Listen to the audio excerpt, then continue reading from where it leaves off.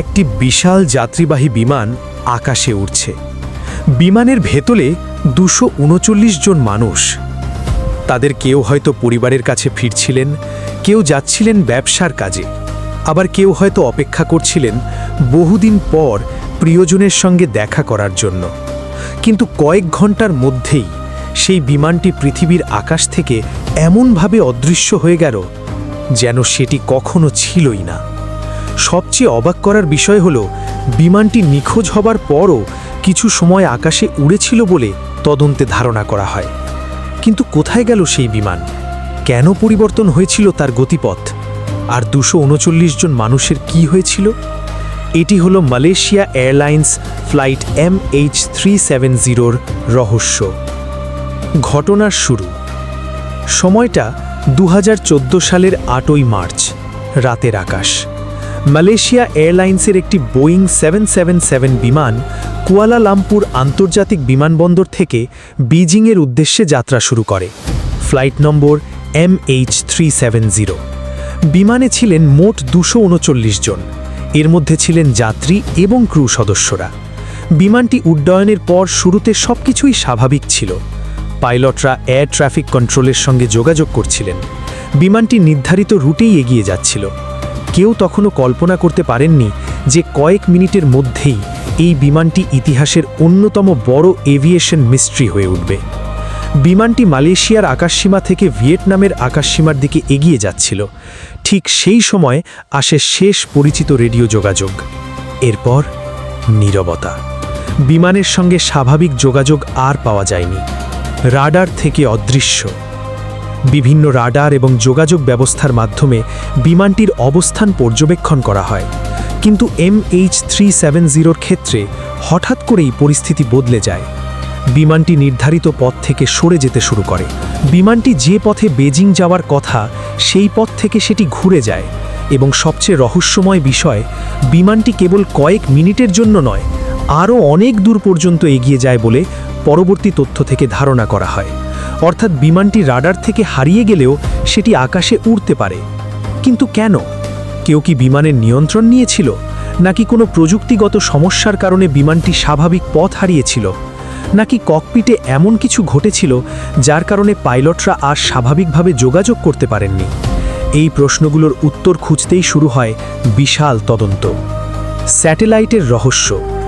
এখানেই MH370-র গল্প আরও অবিশ্বাস্য হয়ে ওঠে।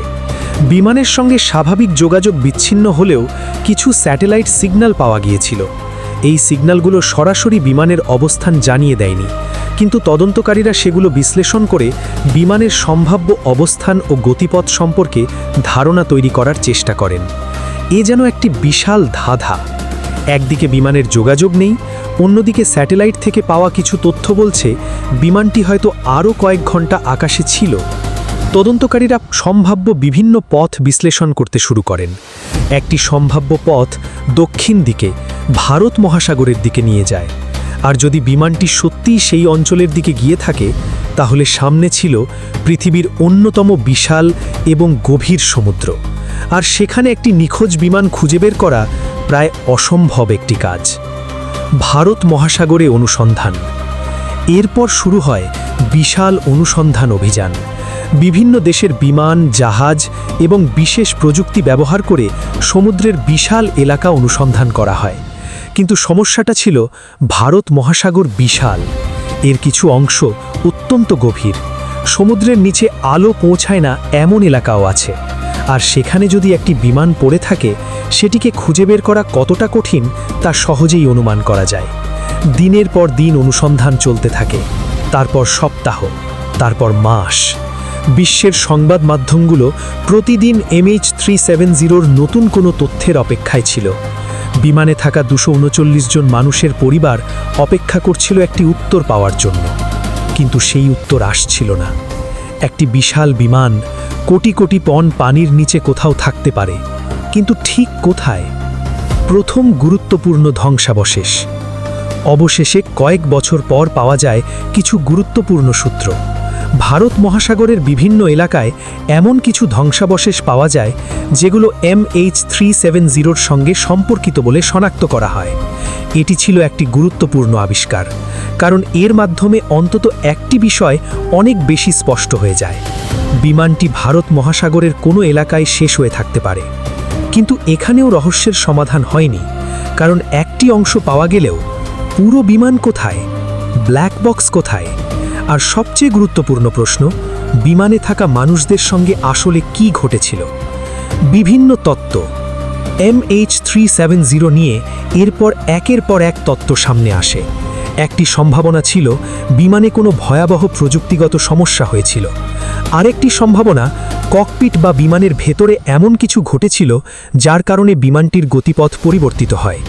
কেউ কেউ ইচ্ছাকৃতভাবে বিমানটির গতিপথ পরিবর্তনের সম্ভাবনাও বিবেচনা করেন। তবে এখানে একটি বিষয় মনে রাখা প্রয়োজন, ইন্টারনেটে MH370 নিয়ে অজস্র চমকপ্রদ গল্প ও ষড়যন্ত্র তত্ত্ব ছড়িয়ে আছে। এগুলোর অনেকগুলোর পক্ষে কোনো নির্ভরযোগ্য প্রমাণ নেই। তাই রহস্যময় গল্প শুনতে ভালো লাগলেও বাস্তব প্রমাণ আর অনুমানের মধ্যে পার্থক্য করা খুবই গুরুত্বপূর্ণ। পরিবারগুলোর অপেক্ষা। এই গল্পের সবচেয়ে দুঃখজনক অংশ কিন্তু বিমানটি নয়, মানুষগুলো। 239 জন মানুষ যারা সেদিন বিমানে উঠেছিলেন, তাদের পরিবারের জন্য অপেক্ষাটা ছিল আরও কঠিন। কারণ কোনো নিশ্চিত ধ্বংসাবশেষ পাওয়া যায়নি দীর্ঘ সময় ধরে। কেউ নিশ্চিতভাবে বলতে পারেননি তাদের প্রিয়জনদের সঙ্গে কি ঘটেছে। বছরের পর বছর কেটে গেছে। কেউ হয়তো আজও সেই রাতের কথা মনে করেন। একটি ফোন কলের অপেক্ষা, একটি খবরের অপেক্ষা, একটি উত্তর পাওয়ার অপেক্ষা। কিন্তু সেই উত্তর আজও সম্পূর্ণ নয়। MH370-র ঘটনা আমাদের একটি অদ্ভুত প্রশ্নের সামনে দাঁড় করায়। আমরা এমন এক পৃথিবীতে বাস করি যেখানে স্যাটেলাইট পৃথিবীর চারপাশে ঘুরছে। বিমানগুলো অত্যাধুনিক প্রযুক্তিতে সজ্জিত। রাডার, যোগাযোগ ব্যবস্থা এবং স্যাটেলাইট সবকিছুই আছে। তারপরও একটি বিশাল যাত্রীবাহী বিমান কিভাবে এত বড় একটি পৃথিবীর কোথাও হারিয়ে যেতে পারে? হয়তো একদিন সমুদ্রের গভীরে সেই বিমানটির মূল ধ্বংসাবশেষ পাওয়া যাবে, হয়তো ব্ল্যাক বক্স পাওয়া যাবে, হয়তো সেদিন আমরা জানতে পারব সেই রাতে ককপিটে কি ঘটেছিল, বিমানটি কেন ঘুরেছিল এবং শেষ মুহূর্তে সেটি কোথায় যাচ্ছিল। MH370 আজ শুধু একটি নিখোঁজ বিমানের নাম নয়, এটি আধুনিক বিমান চলাচলের ইতিহাসের সবচেয়ে বড় রহস্যগুলোর একটি। একটি বিমান, 239 জন মানুষ, আর একটি প্রশ্ন, MH370 আসলে কোথায় গেল? আজও সেই প্রশ্নের সম্পূর্ণ উত্তর পৃথিবীর কাছে নেই। আপনার কি মনে হয়, এটি কি একটি দুর্ঘটনা ছিল, নাকি বিমানের গতিপথ ইচ্ছাকৃতভাবে পরিবর্তন করা হয়েছিল? আপনার মতামত কমেন্টে জানাতে পারেন। আর এমন সত্য ঘটনা, রহস্য এবং অজানা ইতিহাসের গল্প পেতে চ্যানেলটি সাবস্ক্রাইব করে সঙ্গে থাকুন।